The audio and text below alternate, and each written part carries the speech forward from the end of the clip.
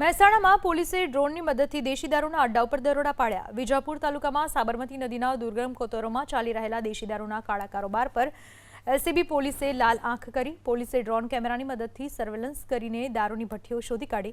વિજાપુરના હીરપુરથી લઈને હાથીપુર સુધીના નદીના એવા વિસ્તારો છે જ્યાં સામાન્ય રીતે પહોંચવું અત્યંત મુશ્કેલ છે। આ દુર્ગમ કોતરોનો લાભ ઉઠાવી બુટલેગરો બેરોકટોક દેશી દારૂની ભઠ્ઠીઓ ચલાવી રહ્યા હતા। આ મામલે એલસીબી પોલીસે આધુનિક ડ્રોન કેમેરાથી આ વિસ્તારનું સર્વેલન્સ કર્યું હતું।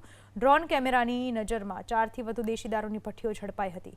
ભઠ્ઠીઓના લોકેશન સ્પષ્ટ થતાં જ પોલીસની ટીમે સ્થળ ઉપર ત્રાટકીને દારૂના તમામ અડ્ડાઓ પર દરોડા પાડ્યા। કાર્યવાહી દરમિયાન પોલીસે આશરે 65,000 રૂપિયાની કિંમતનો દેશી દારૂ બનાવવાનો આથો સ્થળ પર જ નાશ કર્યો।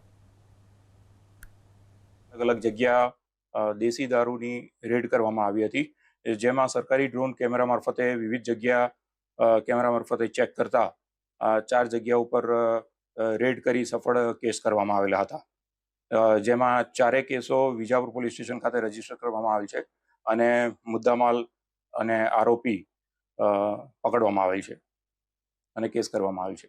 નદીના પટની અંદર ત્યાં વાહન જઈ શકાય એવું નથી અને ત્યાં ખૂબ જ જાડી ઝાખરા હોય, જેના કારણે ડ્રોનનો ઉપયોગ કરવામાં આવેલો હતો।